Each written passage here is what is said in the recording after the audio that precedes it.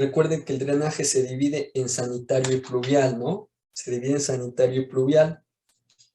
El pluvial lo conocemos también como red de alcantarillado, y el sanitario lo conocemos también como red de drenaje.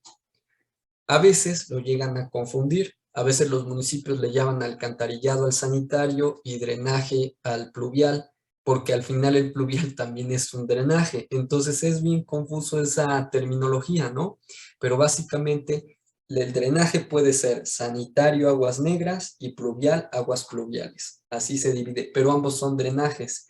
Nada más que en algunas localidades o en algunas autoridades le llaman alcantarillado para distinguir lo que sería el sanitario, ¿no? Pero al final, básicamente es, bueno, ¿por qué en México los confundimos? Porque en México estábamos acostumbrados a meter colectores mixtos, es decir, que el agua de lluvia que inundaba las calles se fuera a un colector, pero que era el mismo colector donde metíamos todas las descargas domiciliarias, es decir, donde se iban todas las aguas negras. Entonces, hicimos una revoltura o hacemos una revoltura de aguas. Agua pluvial la combinamos con agua altamente contaminada, y esto pues no es del todo sustentable, ¿no? Es muy antisustentable ese tipo de prácticas. Hoy en día, platicábamos al inicio de la materia, hoy en día con agua ya te pide colectores separados, uno pluvial, otro sanitario, van paralelos, evidentemente con diferente diámetro, ¿no? El sanitario es más grande, el pluvial es más pequeño, lo vimos en la obra, en las fotos de la obra de Avenida Juárez. En esa obra vimos los colectores separados, porque dice con agua, en obras nuevas ya empieza a separar los colectores. Tal vez ya no se puede corregir lo malo que se hizo en el pasado, pero podemos solucionar y mejorar el presente, ¿no? Eso es lo que la política que normalmente se maneja, ¿no? Entonces, ¿qué recolecta el drenaje sanitario? Aguas negras, aguas grises y aguas residuales. Todas son diferentes. Les voy a explicar rápidamente la diferencia. Aguas negras son aquellas que se llevan pues todos los desperdicios producto de las actividades humanas, excepto del lavado. Las aguas grises también las conocemos como aguas jabonosas, es decir, son aguas que simplemente llevan jabón, pero que no están del todo contaminadas o que no tienen contaminantes muy agresivos. Las aguas residuales son aquellas, por ejemplo, las aguas grises, no pasa nada si de repente hacemos una pequeña descarga de agua gris en el jardín. ¿Por qué? Porque es agua jabonosa. No pasa nada, es jabón, que el mismo suelo la va a separar, va a filtrar, va a separar el jabón del agua. Entonces, pues las aguas grises son fáciles de tratar, ¿no? Hasta cierto punto. Y las aguas residuales son aquellas que provienen incluso de la industria.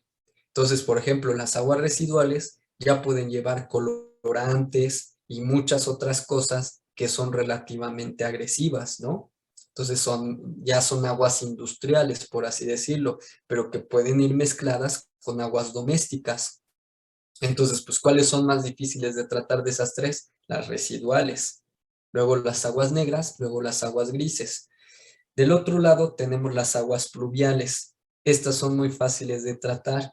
Incluso si nosotros metemos una descarga y la ponemos en una barranca o algo así, ni siquiera necesitamos tratarla, porque a pesar de que el agua pluvial, si alguien ha dejado a lo mejor un vaso de agua o ha puesto un pluviómetro para poder medir la cantidad en estadística, hace 2 semanas les mostré cómo era un pluviómetro, ¿no? Para poder ver cómo se medía la lluvia. Sin embargo, por ejemplo, hace 2 días medí la precipitación que hubo, entonces me dejó el pluviómetro muy sucio, pero es tierra, al final es tierra, no son aguas negras o contaminantes industriales, es por la misma contaminación o por la misma suciedad que tienen las ciudades. Entonces se mezcla con el agua y por eso quedan pues medio sucios los elementos, ¿no? Luego llueve y, por ejemplo, los parabrisas se ensucian o las ventanas se ensucian así como con tierrita, etcétera. Bueno, también es el polvo que ya tiene los elementos, pero luego también son los contaminantes de la ciudad.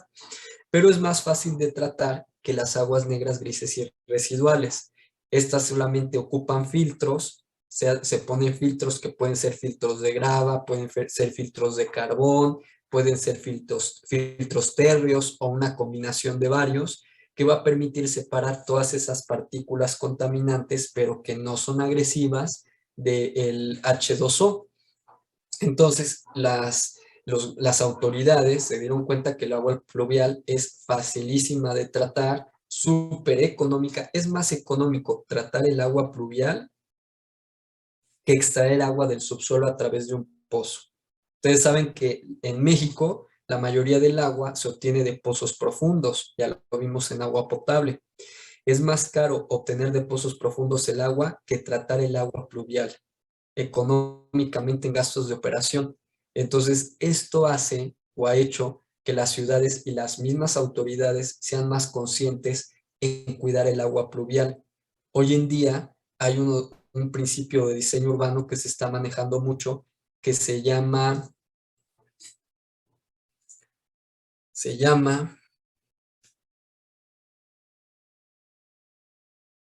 me olvidó,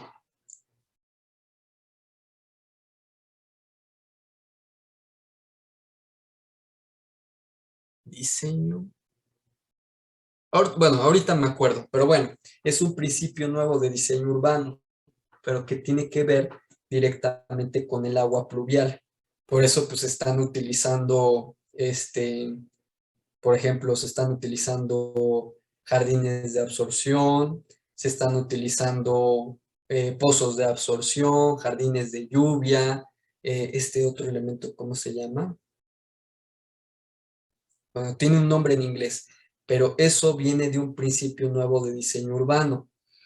Entonces, pues nos estamos volviendo muy responsables, sobre todo el diseño urbano, se está volviendo muy responsable en la parte del aprovechamiento y cuidado del agua pluvial.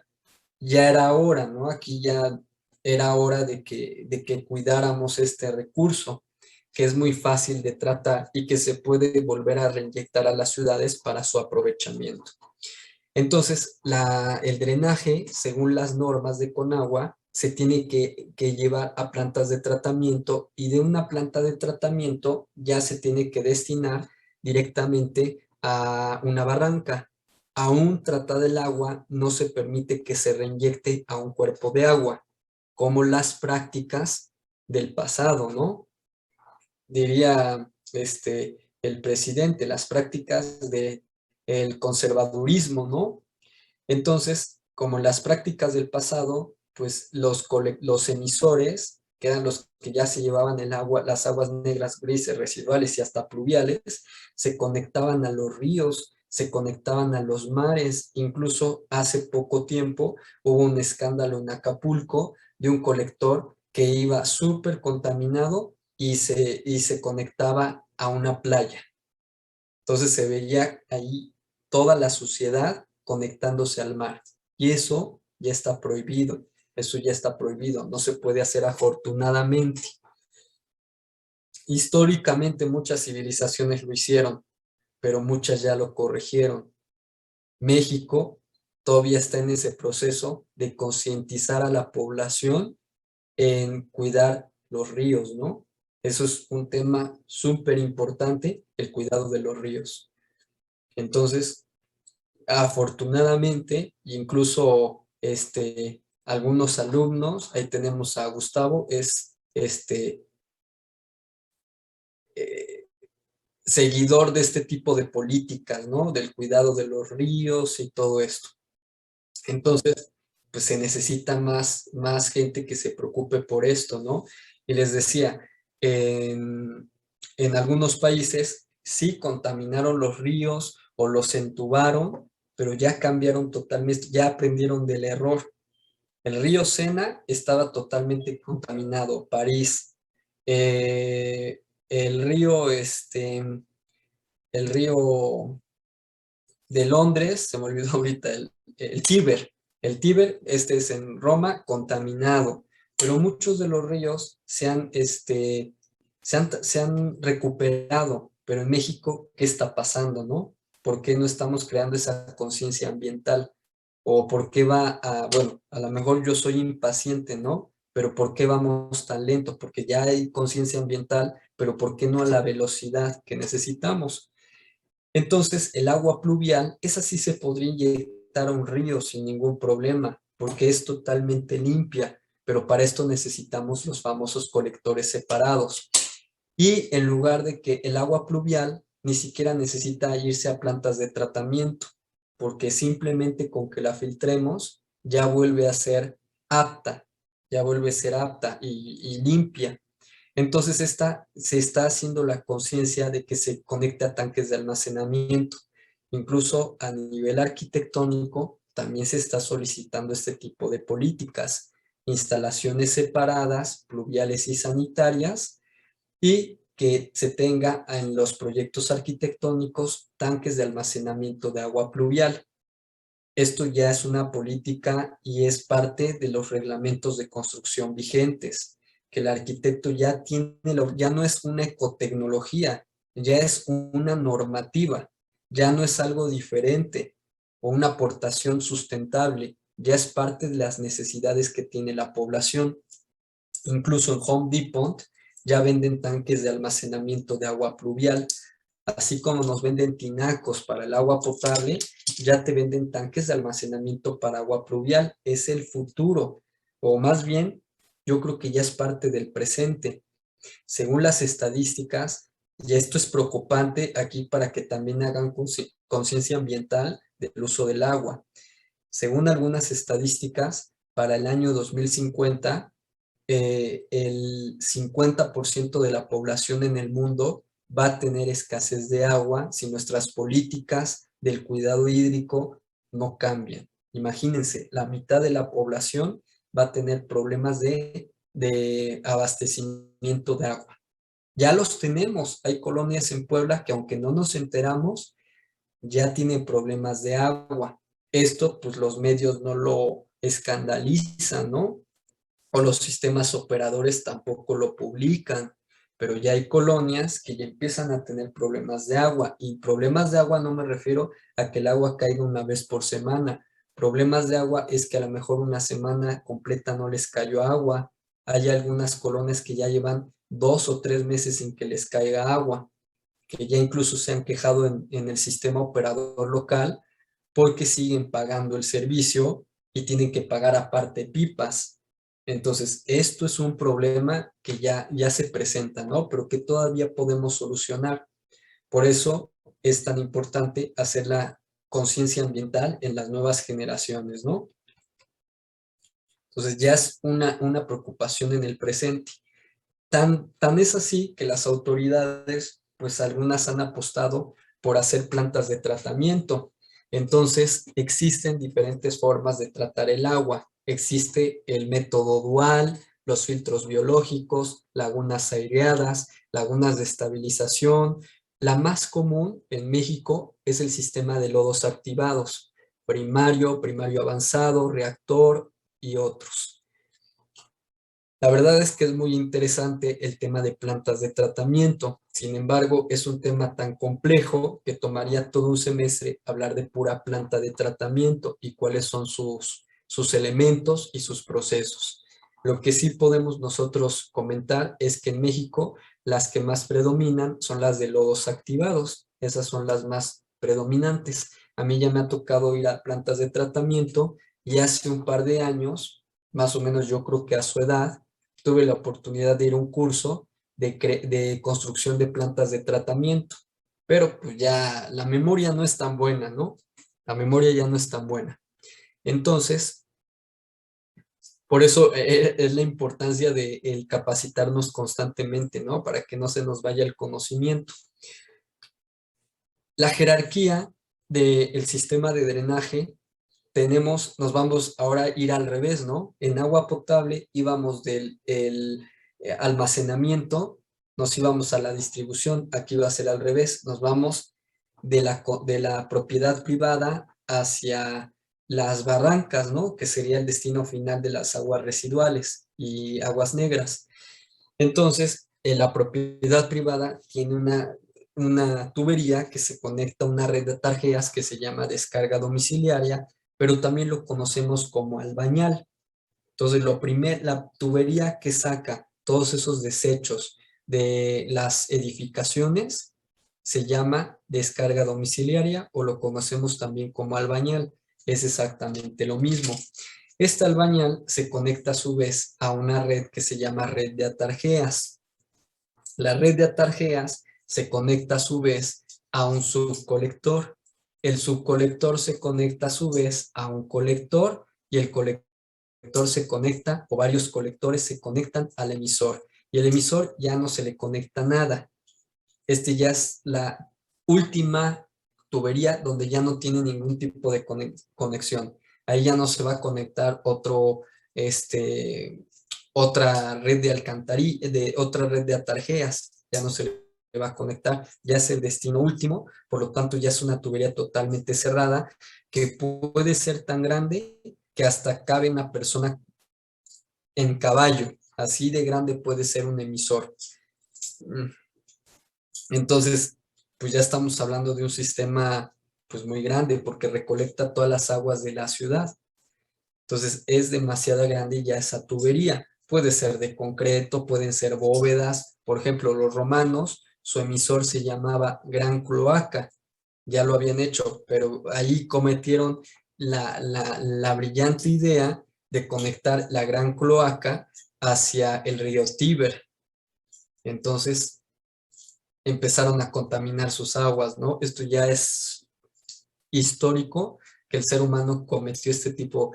Ahí sí me fallaría decirles cuál fue la primera civilización, pero probablemente entre los culpables estén los antiguos romanos, de conectar sus sistemas de drenaje hacia, la, hacia, hacia los ríos o cuerpos de agua, ¿no? Porque, por ejemplo, en la Gran Tenochtitlan no había colector, no había colector de drenaje, no existía. La red de drenaje no existía. Iban a decir, profe, pero ¿por qué si eran una civilización, una ciudad tan hermosa y tan avanzada tecnológicamente con sus chinampas y con sus islas artificiales, cómo es que no tenían un sistema de colector de aguas negras? Porque los mexicas, que fueron los que habitaron esta ciudad, reutilizaban todos los desperdicios que producimos los seres humanos por el consumo de alimentos, ellos lo aprovechaban. Una parte se convertía en abono y otra era con lo que tenían telas. Entonces no necesitaban esta red urbana porque aprovechaban cada cosa que les daba la naturaleza, incluso lo que la propia naturaleza desechaba, ¿no?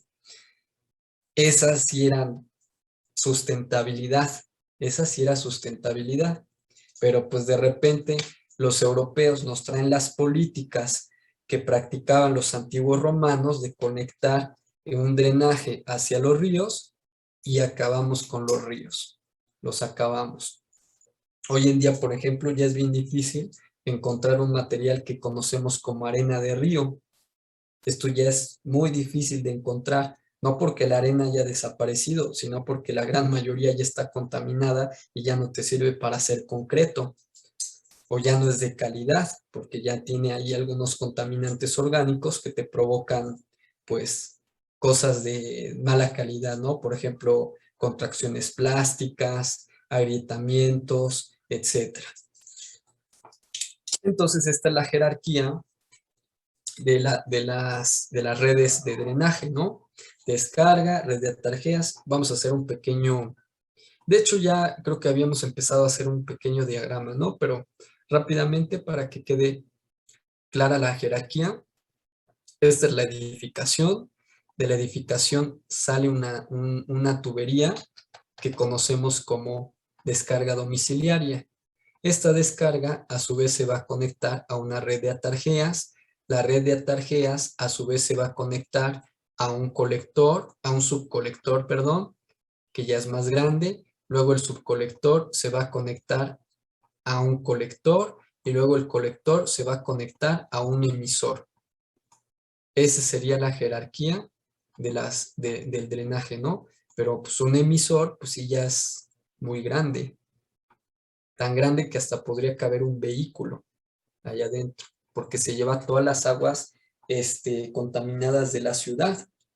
A veces hasta allá en ese punto llegan a mezclar las aguas pluviales con las aguas residuales negras y grises. Que esto es algo que quieren cambiar las autoridades, ¿no? Este tipo de prácticas, porque ya comentábamos que el agua pluvial pues es bien fácil de tratar, ¿no? Súper fácil y económica. Entonces los operadores, los sistemas operadores tendrían que trabajar más en ello, ¿no? ¿Para qué? Para su propia conveniencia, para reducir gastos de operación. Entonces siempre hay un registro último y de ahí viene la descarga domiciliaria, se conecta un colector y así quedaría más o menos al centro, ¿no? Esta sería la descarga domiciliaria y esta es la red de atarjeas. Lleva aquí un codo. Esto se llama, este sería la descarga, el codo, y aquí lleva un elemento que se llama silleta, o puede ir simplemente agujereado para poder conectar, pero siempre la conexión se tiene que hacer en las 3/4 partes superiores, más bien de la mitad para arriba, se tiene que hacer la descarga, de la mitad para arriba del tubo, nunca de la mitad para abajo. Me refiero a esta conexión, es decir, esto. Este es el tubo y yo no me puedo conectar al ras, sino que tiene que ser de la mitad para arriba mi conexión de mi descarga. Ya puede ser así, en diagonal, o puede ser así como en L, la descarga. Las dos funcionan, pero siempre y cuando mi conexión sea de la mitad del tubo para arriba. Porque el agua, normalmente el diseño dice que se van a llenar 3/4 partes del tubo. Entonces, imagínense, si yo pongo mi descarga desde abajo, esta agua va a tender a regresarse. Esto se va a regresar.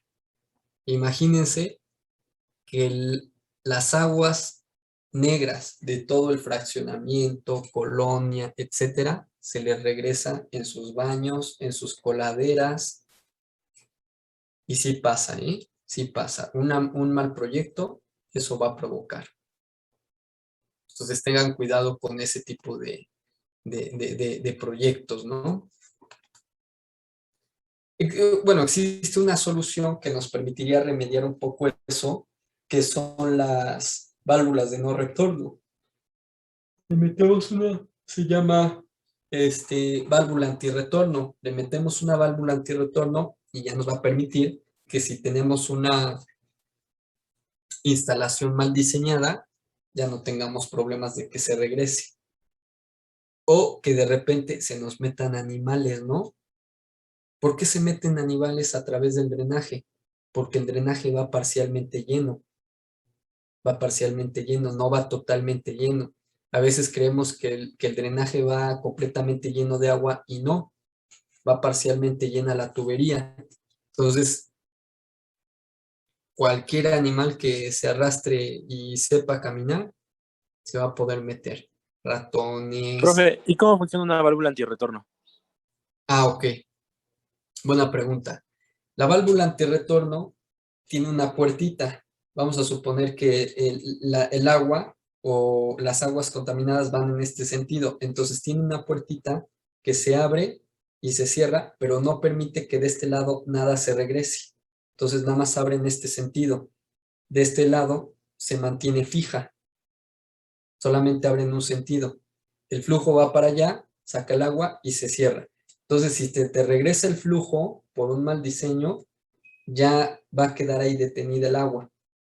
Entonces, a alguien más que no tenga válvula antirretorno, se le va a regresar. Pero también esa válvula antirretorno permite que no se metan ratones, cucarachas y animales de todo tipo, ¿no? Hasta serpientes pueden salir del drenaje. Y no es espantar, sino es prevenir, ¿no? Este tipo de cosas. Pero bueno, esta válvula antirretorno ya sería un poco más competencia del proyecto arquitectónico, de la instalación sanitaria. Recuerden que a nivel arquitectónico es más común llamarle instalación, a nivel urbano le llamamos más red sanitaria, instalación sanitaria. Entonces, esto sería un poquito más competencia del arquitecto, la válvula antirretorno. Pero también nosotros podemos proponer, ¿no? Este tipo de válvulas antirretorno. Una marca que vende este tipo de válvulas se llama Durman. Vende estas válvulas antirretorno. No son muy comunes de usar por desconocimiento de que existen, pero son muy útiles. Ya, por ejemplo, esto que les platicaba de que el drenaje se llega a regresar es totalmente real. Voy a cambiar. Ah, no te preocupes, perfecto. Esto de que el agua se llega a regresar como lo veíamos en el pizarrón es real. Yo me acuerdo que cuando era chico, en una casa que vivíamos, todo el jardín se nos inundó de aguas negras. ¿Por qué? Por esta razón que acabo de explicar.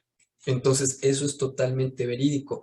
Y afortunadamente, no se nos salió en los baños o se nos inundó hasta el comedor, la sala, la cocina, por un mal proyecto. Afortunadamente no fue así, porque como nuestra vivienda era de las que estaban más abajo, pues todas las aguas negras de los vecinos se salían por el jardín. Entonces, imagínense qué cochinerío se hacía ahí y aparte también qué insalubre. Entonces, si llega a pasar esto, ya hay que tener mucho cuidado, pero esto ya es un error de proyecto. O puede ser también que de repente sea que esté asolvado, ¿no? Pero bueno, hay que ver cuál es el problema real. Materiales que se llegan a utilizar en este sistema, está el barro. El barro lo conocemos como grés vitrificado. Me parece que este material ya lo habíamos comentado en agua potable, ¿no? Porque en agua potable también está el grés vitrificado. Luego apareció el hierro fundido. El hierro fundido, la desventaja que tiene es que se oxida. Recuerden que los materiales férricos o los metales ferrosos tienen la tendencia a oxidarse por su alto contenido de hierro. Entonces, pues el hierro fundido, la desventaja que tiene es que se va a oxidar con el paso del tiempo. Entonces, esta oxidación después crea hoyos y estos hoyos se convierten en fugas y no es agua limpia o agua bonita, es agua sucia que nos puede contaminar hasta nuestros mantos freáticos. Imagínense que de repente, bueno, voy a poner un pequeño dibujo. Entonces, imagínense que de repente teníamos una tubería de, de fofo o de fierro fundido y tiene fuga, ¿no? Bueno, acá voy a poner este es el nivel del suelo, tiene fuga. Esto nos puede llegar a contaminar nuestros mantos acuíferos o nuestros mantos freáticos. Imagínense que aquí está un manto freático o agua subterránea. Nos va a empezar a contaminar estas aguas negras, van a empezar a permear y nos va a empezar a contaminar algo que pudo haber sido utilizado para el consumo humano.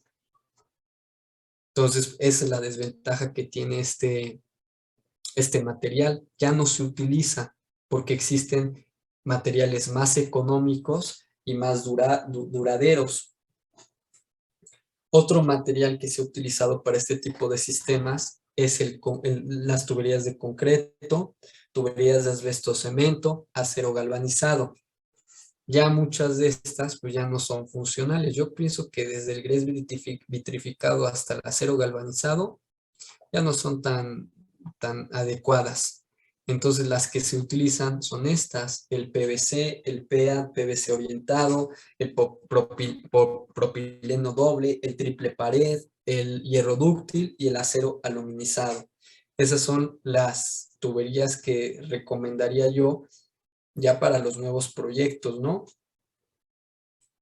Tanto el PEA como el PVC sencillo, o le llamamos PVC común, son las más utilizadas en México. Igual en el sistema operador local, utilizan mucho lo que es el PVC y el PEA, es lo más común.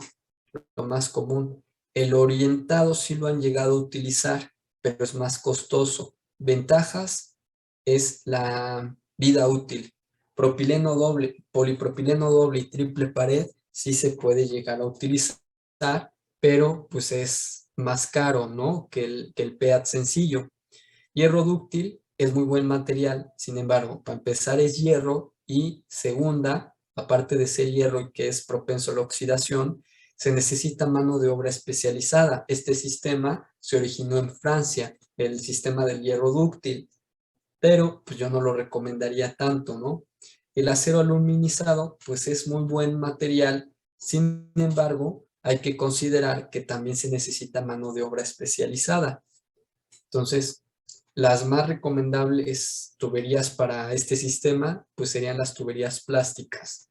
Cualquier tubería de tipo plástico es altamente recomendada por durabilidad y costo. Obviamente va a ser más económica que una tubería metálica. Entonces, probablemente para el diseño, probablemente yo me voy a proponer o un PVC o un PEA. Lo mismo que hicimos en agua potable. Ya en el futuro, si surge un nuevo material, pues hay que analizarlo, ¿no? A lo mejor en el futuro ya vamos a tener la dicha de que en tuberías urbanas podamos tener el PPR. Entonces, y seguramente no solamente va a ser el PPR, sino van a surgir nuevos materiales que van a tener mejores características, obviamente, y obviamente mayor durabilidad. A las nuevas generaciones, pues ya les preocupa la durabilidad. Mi época o mi generación, la generación X, somos una generación que les tocó lo desechable.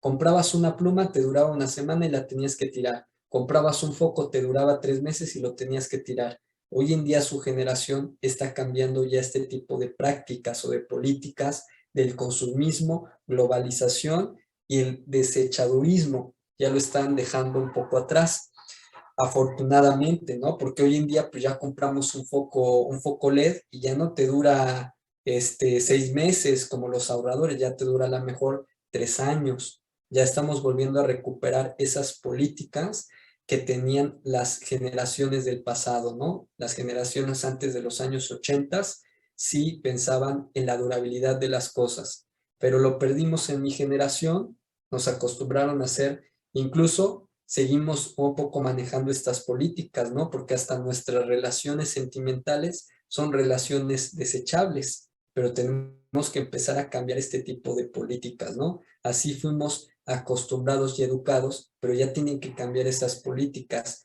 que las cosas pues, nos duren y no necesariamente duradero o durable significa una marca, ¿no? Porque a veces creemos que duradero es sinónimo de marca, aunque a veces sí lo puede llegar a ser, ¿no? A veces sí lo puede llegar a ser. Por ejemplo, yo tengo una camisa que compré hace como 11 años y esa camisa sigue idéntica. Es de una marca bastante buena y esa camisa sigue igual. Mejor ya medio le hizo un arañón el gato de mi mamá y de mi hermano que otra cosa, ¿no? Pero en realidad ha durado muchísimo. A veces sí es la marca, pero no siempre, ¿no? No siempre esto es un sinónimo de calidad. Entonces, esto también es aplicado hacia las marcas de tuberías, ¿no? Hay marcas muy reconocidas como Waco, como Thermoplus, Durman, que sí pueden ser sinónimos de calidad.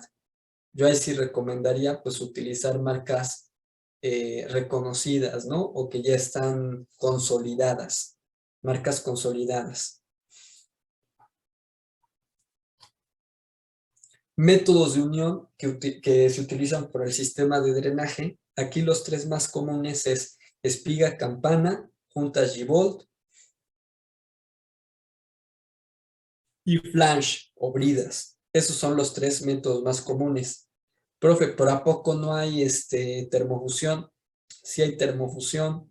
¿A poco no hay electrofusión? Sí hay electrofusión. Pero les estoy poniendo aquí cuáles son las más comunes, ¿no? Para este sistema. Si se dan cuenta, en agua potable tendríamos por lo menos 6 técnicas de conexión. Aquí en drenaje está un poquito más limitado, ¿no? Las más comunes es espiga campana, junta G-Bolt y flange. Esas son las más comunes. Las más comunes. Y sí, también podemos meter la termofusión, ¿no? También puede ser termofusión. Pero las más comunes, y se los digo por experiencia, es las de espiga campana. Para este sistema, lo más común es por espiga campana. Lo más común. No es tan común ver G-Bolt o flange. Aquí lo más común es espiga campana en el sistema de drenaje. Accesorios. Bueno, hay yes, hay codos a 90, hay coples, tapones, codos a 45, T's, ahí sería codo 45 S, ¿no? Que significa espiga campana, codo 45 campana campana, T, reducción campana y silleta. Las silletas sirven para las descargas domiciliarias, es donde se conecta la descarga, esa es una silleta. No necesariamente siempre se utilizan silletas, a veces nada más se perfora el tubo, se conecta el otro tubo y se le pone mortero alrededor para hacer el sello. Pero lo más adecuado sí sería meterle algún tipo de silleta. Pero bueno, a veces se hacen las cosas un poquito más, no mal hechas, pero más prácticas, ¿no? No necesariamente de la forma correcta.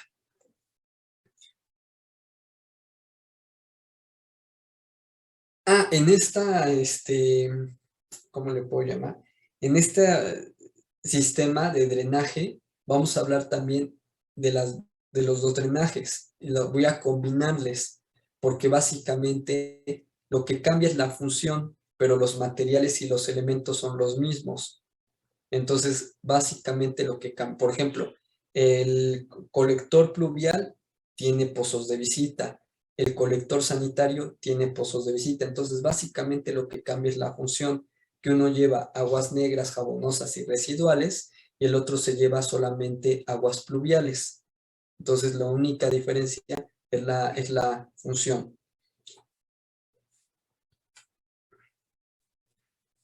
Diámetro del tubo, ancho de la zanja. Ok, esta tablita nos muestra de acuerdo al ancho,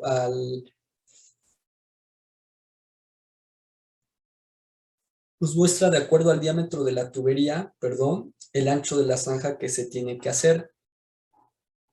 ¿Cuál es el diámetro mínimo para tuberías de drenaje pluvial? Me voy ahorita a pluvial. Es de 30 centímetros, el mínimo. 30 centímetros es el mínimo. Por eso inicia desde 30, ¿no? Pero ahora, para la descarga domiciliaria, creo que aquí no les leí esta parte, porque eso también es importante. Nada más que a lo mejor lo ubiqué mal.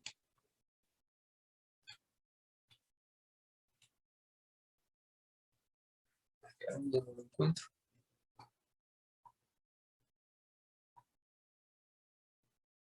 ¿Dónde era?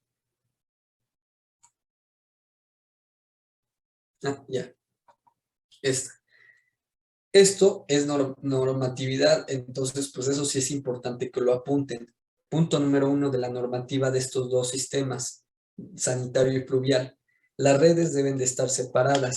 Eso ya lo especifica la normativa de Conagua. Separado drenaje sanitario, separado drenaje pluvial. Van paralelos, pero separados. Juntos, pero separados, ¿no? Dirían. Tuberías operan del 60 al 70% de su capacidad. Algunos de estos datos van a ser importantes para el diseño porque están bajo normativa. Entonces, esto sí yo recomendaría que lo anotaran o que por lo menos le hicieran una captura. Las tuberías operan del 60 al 70% de su capacidad. ¿Qué quiere decir? Que el tubo va parcialmente lleno, ¿no? Albañales deben de tener una pendiente del 1 al 2% y el mínimo de su diámetro para la descarga domiciliaria es de 15 centímetros, que era por lo que me regresé, ¿no? Les decía, Para la red de atarjeas, el mínimo son 30 centímetros, pero la descarga, lo mínimo son 15. 15, ese es el mínimo para la descarga, ¿no?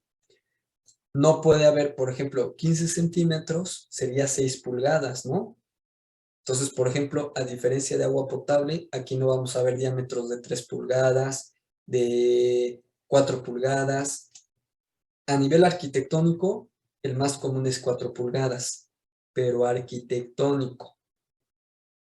Del último registro hacia adentro de la propiedad, sí se pueden utilizar 4 pulgadas, pero esa es instalación sanitaria.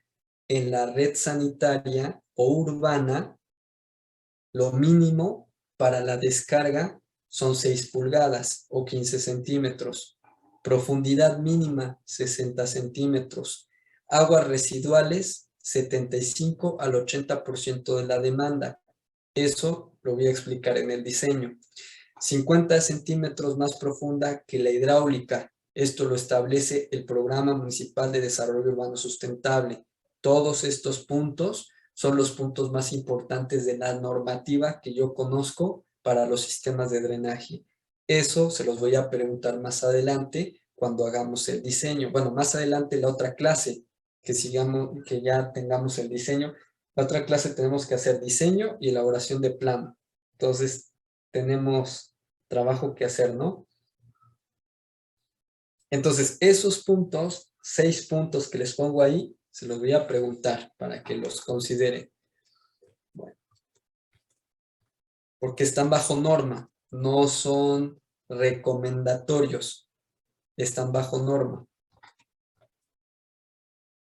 Colchón mínimo para tuberías, dice, tuberías con diámetro hasta 45, es decir, de 6 pulgadas hasta 45, o de 15 centímetros hasta 45 centímetros, el colchón mínimo es de 90, de 45 a 1,22, 1 metro, de 1,22 a 1,83, 1,30, y más de 1,83, 1,50. Esa es normativa de Conagua.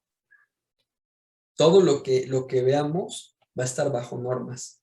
Esta materia es muy de normativa. Entonces, todo lo que yo les diga va a estar estipulado en normas. Todo. No es que lo diga así el PDF de Aguas del Perú o algo así. No, todo está establecido en normativa mexicana, ¿no? Bueno, ¿cuál es el proceso de una red de drenaje? El primer elemento que se tiene, pues es el registro. Ese es el primer elemento que hay. De ese registro se conecta un tubo, que este sería el último registro, donde cambia de instalación sanitaria a instalación. Vamos a hacer como un diagrama aquí, ¿no? Porque es importante eso. Vamos a suponer, voy a hacer todo el diagrama en planta. Este es el predio. Luego, pues vamos a hacer su banqueta, su arroyo vehicular. Entonces, los predios tienen un registro último. Ese registro es el cambio entre instalación sanitaria y red sanitaria. Entonces, la norma, el reglamento de construcción establece, bueno, separación mínima en esto, 80 centímetros. Separación mínima en este sentido, 1 metro. Entonces, ahí tiene que ir el registro. Este registro va a ser el que separe. Esta sería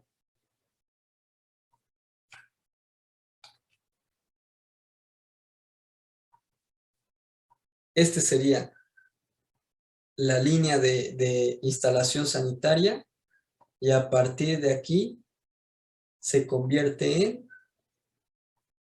red sanitaria. Este registro es es la línea que divide lo urbano de lo arquitectónico. Del registro para allá lo conocemos como red de drenaje,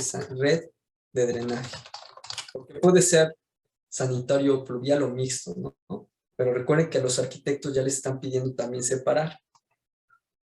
Y aquí se llama instalación sanitaria. Aunque también aquí le podemos llamar red sanitaria, ¿no?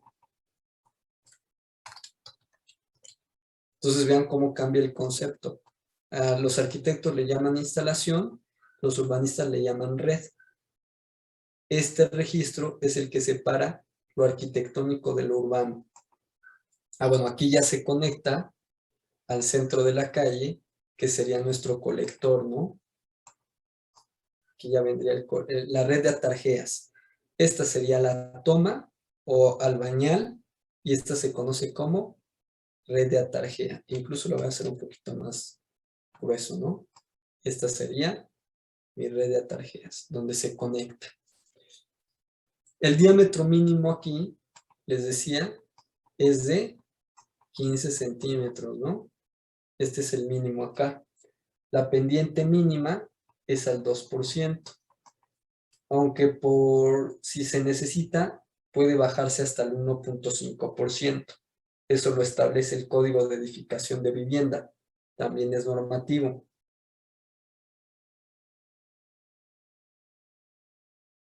Ok, bueno. Este es este registro. Este registro que está acá es el que dibujé. Esta es la red de atarjeas. Bueno, aquí se están sacando niveles, ¿no? Que sería la parte de la topografía. Ese tubo amarillo que se ve ahí, o que se veía ahí, es gas. Gas. Hay que tener mucho cuidado porque lo rompemos con la máquina y puede explotar algo, ¿no? O puede provocarse un accidente fatal. Ni siquiera grave, fatal. Estos elementos que se hacen con tabique se conocen como pozos de visita. Estos se llaman pozos de visita. ¿Para qué sirven? Para darle mantenimiento y desasolvar los sistemas de drenaje, sanitario o pluvial. Si se dan cuenta, el interior de un pozo de visita viene un canal, esto se llama canal, y el tubo se tiene que cortar. Hay gente que ha metido el tubo completo en el pozo, es decir, que se ve el tubo así completo, no hay canal, meten el tubo. Eso no está bien, no está bien. Entonces lleva un canalito y se corta el tubo ahí, ¿no? En esa parte. ¿Para qué? Para que aquí toda la basura que se acumule se pueda sacar a través de cubetas y cuerdas, se pueda meter una máquina de desasolve que se llaman Aqua Plus, se meta una Aqua Plus, etcétera.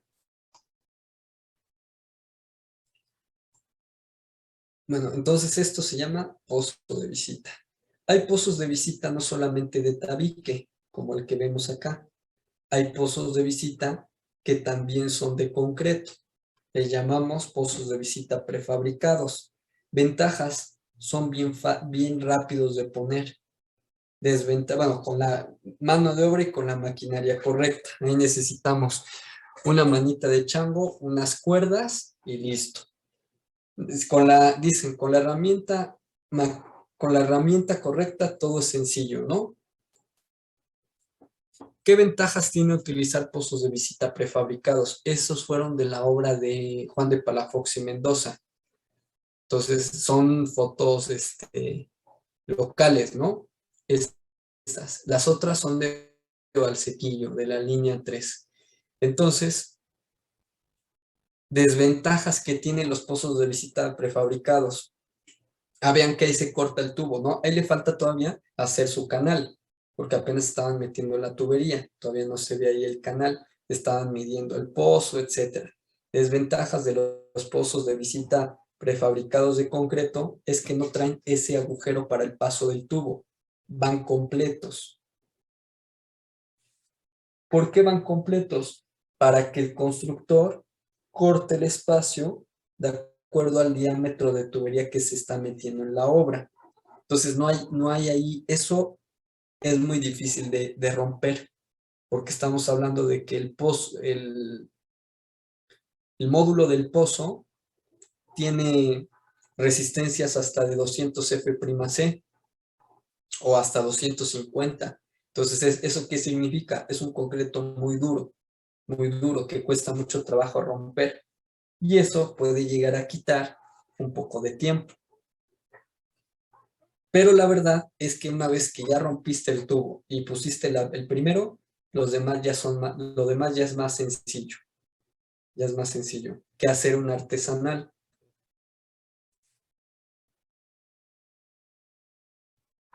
Sin embargo, también existen los pozos de visita de polietileno, como el que vemos ahí, que parece como un tinaco, ¿no? También existen de ese tipo. Ventajas: son rápidos de poner, fáciles de poner y más ligeros que los de concreto. Pero tampoco crean que son tan ligeros. También tienen un peso significativo, ¿no? Pero más ligeros que los de concreto, sí.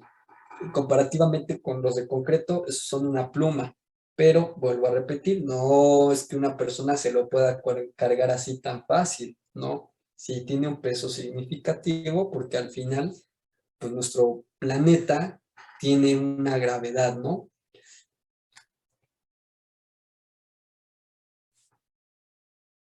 Ahí se puede ver cómo se va colocando la tubería, ¿no? Ahí se puede ver. Se puede colocar a través de cuerdas o se puede colocar también a través de, se llama la maquinaria, se llama tiendetubos. Puede ser con cuerdas y páchara o puede ser con un tiendetubos, cualquiera de las dos. No aventarlo porque podríamos correr el riesgo de que el tubo se pueda llegar a partir o a dañar, por lo menos parcialmente, ¿no?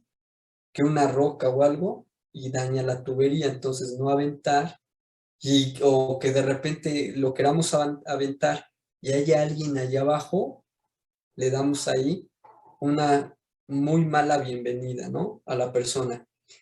Entonces, se tiene que colocar con cuerdas y una páchara o a lo mejor con un tiendetubos, se puede colocar la tubería, ¿no? Bueno, va a depender mucho del diámetro, va a depender mucho del diámetro. ¿Qué más iba yo a comentar? No me acuerdo, pero sí hay otra cosa que comentar de ahí.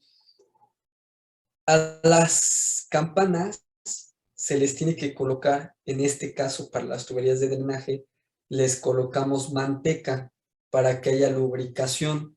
Aquí están viendo en esta foto cómo este muchacho le está echando le está echando manteca a la tubería, a la campana, ¿no? Le echa manteca para que lubrique la conexión y se pueda hacer el sello. Para eso sirve. En tuberías de agua potable no se les pone manteca. Se les pone, bueno, depende del método de conexión, pero si es espiga campana, se les pone mantequilla. Mantequilla. ¿Por qué? Porque es agua potable. La mantequilla se va a deshacer y es comestible. Puede ser mantequilla Iberia o las marcas que ustedes conozcan, o la que sea, porque yo no sé mucho de cocina, pero la marca de mantequilla que sea. Y en drenaje se utiliza manteca, porque ahí sí no nos preocupa que haya grasa, porque al final son aguas sucias, no pasa nada. Las otras sí son aguas de consumo humano, ¿no? Con la que la gente se va a bañar. Si le meten manteca, pues puede haber alguien que tome agua o se bañe con eso y pueda ser, pues, no del todo saludable, ¿no? Entonces ahí se ve cómo está lubricando la tubería. Ahora, en este tipo de obras, de instalaciones, ya eso era lo que iba yo a comentar, hay que tener mucho cuidado con los taludes. Esto se llama talud. Entonces hay que tener mucho cuidado. Ha habido algunos trabajadores que se les ha deslavado el terreno y se han quedado enterrados. Ningún trabajador debe de estar solito en este tipo de condiciones. Aparentemente, pues se ve que la zanja no es muy alta, ¿no? En esta obra, pues o en este tramo más bien, porque sí hubo, en esa obra sí hubo zanjas muy grandes por la pendiente, pero aparentemente no se ve tan profunda. Sin embargo, pues, aun cuando fuera incluso más pequeña esa zanja, si se les cae la tierra encima, pueden llegarse a quedar enterrados. Y peor aún, si no hay nadie a su alrededor, más grave, ¿no? ¿Dónde está tal persona? Pues quién sabe, quién sabe. Se van a enterar hasta que a lo mejor vean la tierra ya encima de la tubería, ¿no? Entonces hay que tener mucho cuidado en ese tipo de obras. Que la gente sea responsable, ¿no? No descuidar en ningún momento a un trabajador, ni tampoco que lo haga solo, que trabaje solo. Por ejemplo, que voy a ir a compactar o vete al tramo tal a compactar porque ya vamos a poner la tubería, llega en 1 hora. No dejarlo solo, por lo menos que se vaya con otra persona para que esa persona, si se llega a colapsar parte de las paredes de la zanja, pueda salir corriendo o se pueda aventar y pueda desenterrar al trabajador. Eso es súper importante. Entonces, tengan cuidado, ¿no? Con no descuidar la seguridad y la integridad de las personas. Entonces, hay videos donde gente se le caen las paredes de la zanja y se quedan enterrados. Supongo que sí los salvan, ¿no? Porque se avientan luego. Ese sería lo correcto, ¿no? Aventarse para salvar a la persona. Aquí podemos ver el registro, esta sería la descarga, aquí se puede ver cómo se conecta, en lugar de que lleve aquí una silleta, lo que llevaría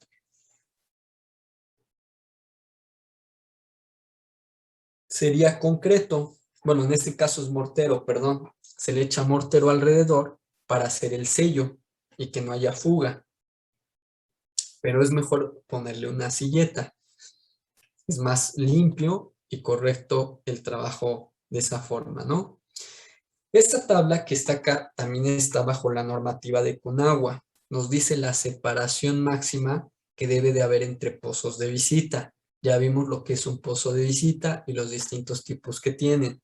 Dice, para diámetros entre 30 a 61 centímetros, la longitud entre pozos tiene que ser máxima de 100 metros. Máxima, mínima, no hay. Por ejemplo, si alguien ha ido a, ¿cómo se llama esta localidad? Atlimeyaya. Si alguien ha ido a Atlimeyaya, pasando a Tlisco o por Metepec, pasando a Metepec, hay pozos de visita a cada metro, cada 2 metros. Es una carretera que tiene tantas curvas que pasas pozo de visita, casi es puro pozo de visita. ¿Por qué? Por las curvas. Hasta el día de hoy no han inventado una tubería urbana que sea flexible. Si hubiera tuberías que fueran flexibles, que ya no tardan, porque ya a nivel arquitectónico ya las incorporaron. Se llama, no estuvo flex. Bueno, la marca Rotoplas, creo que sí estuvo flex. La marca Rotoplas ya mete una tubería flexible que se llama Tuboflex. Es de Rotoplas. O Flexitud, no recuerdo. Pero bueno, tarde o temprano a lo mejor van a inventar porque la necesidad está.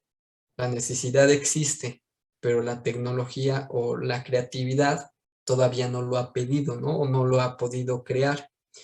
Entonces, la separación máxima para tuberías de entre 30 a 61 centímetros es de 100 metros. Para tuberías de 69 a 1,22, 125, 1,52 a 2,44, 150. Esa sería la separación máxima. Mínima no hay. Mínima no hay. Porque les decía, pueden haber curva, como San Francisco, como Atlimeyaya, que haya curva, pozo.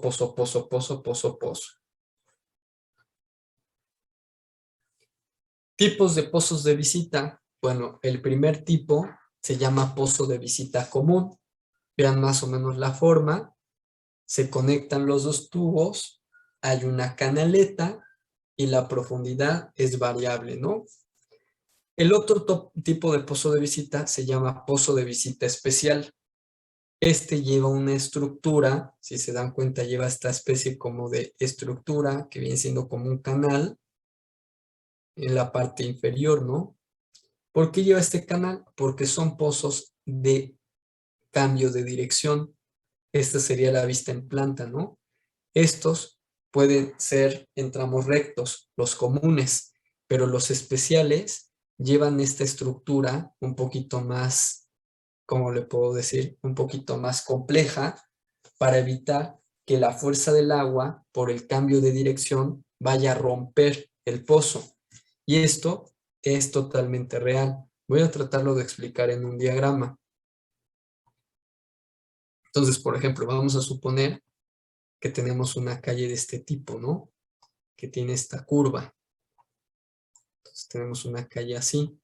Entonces, aquí en esta calle sí tendría que incorporar un pozo de visita de tipo especial que me permite hacer este cambio. Viene aquí la tubería, pero vean cómo el drenaje o la tubería como es rígida, vean cómo queda mi instalación, ¿no? Bueno, aquí tendría que irme un poco más al centro, pero vean cómo queda mi tubería.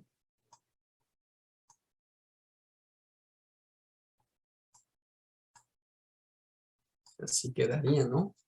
Entonces, como está ese cambio de dirección, la fuerza del agua va a impactar contra la pared del pozo.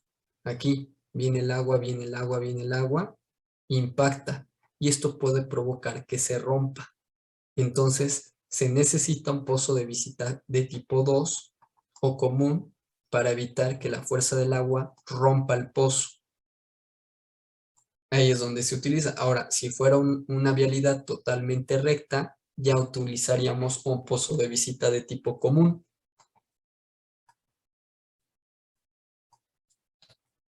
Está el pozo tipo caja. Este también permite cambios de dirección. Está el pozo de caja unión. Sería este otro.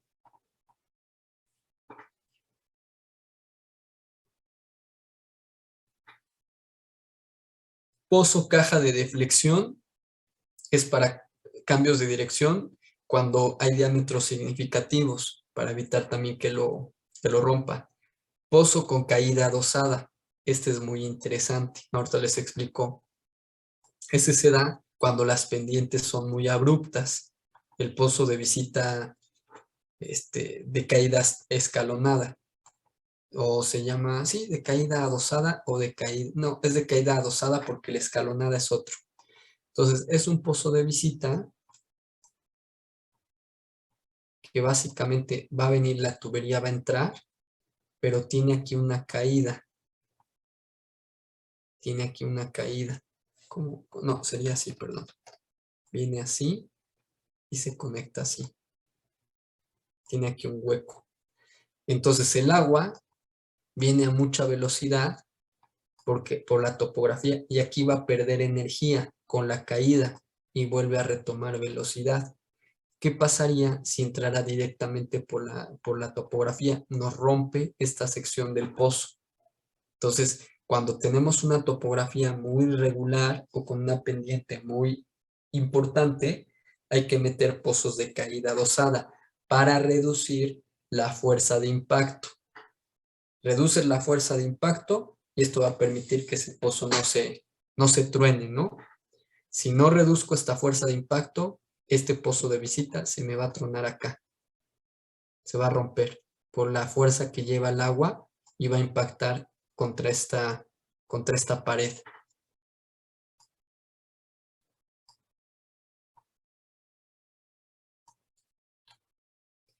Y el pozo con estructura o con caída escalonada, que les decía, no, este era otro.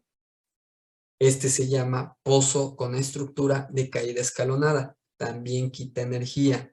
Cuando tenemos, se ocuparía ya para topografías muy irregulares o diámetros de tubería ya significativos. Entonces, el agua va a ir perdiendo energía cada vez que cae sobre el escalón. Va a perder energía. cae, pierde energía, cae, pierde energía, cae, pierde energía, cae, pierde energía. Entonces aquí ya no lleva la misma energía que llevaba en este punto. Ya no es la misma. Entonces eso va a permitir, si mandáramos el agua con esta misma energía, nos puede romper esta pared. Entonces por eso se les mete escalones. Está este otro elemento que viene siendo la rejilla transversal. Aquí podemos ver cómo está construida una rejilla transversal. Esta sería un registro. Aquí se puede ver cómo está conectado a la red de tarjeas. Y si se dan cuenta, la tubería en el registro, ahí se puede ver la alcantarilla, la tubería en el registro no está pegada al nivel más bajo del registro. Tiene que ir sobrelevado 10 centímetros. ¿Por qué razón? Para evitar que se asolven. Esta pequeña decisión o pequeño elemento del diseño de un registro puede provocar que se asolve o que no se asolve. Entonces, la tubería tiene que estar conectada 10 centímetros por encima del nivel más bajo del registro para que, vamos a poner aquí otra tubería que se conecta, toda la basura que se produce se quede aquí detenida. Eso se le llama asolvada, ¿no? Se quede ahí asolvada. Esto ya nada más con una escoba y un recogedor, lo barro y lo limpio, ¿no? Con el sistema operador o con alguna máquina especial. Pero si ponemos este tubo hasta abajo, hasta acá, toda la basura se va a ir hasta el punto que ya sea tanta que de repente se atore, ¿no? Ahí, y ya esto se va a empezar a inundar. Entonces, cuando llueva, cuando llegue a llover, todo esto se va a llenar de agua porque ya no permite su flujo. Y se puede incluso regresar. Se puede regresar acá, pero es lo de menos. Lo demás es que esto ya se va a volver una fuente. Se va a convertir en una fuente. Bueno, no sé si hasta ahí hay alguna pregunta.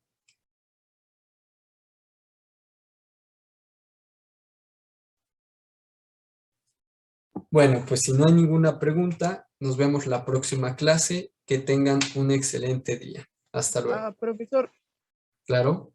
disculpe, yo no pude entrar a tiempo, tuve problema para conectarme.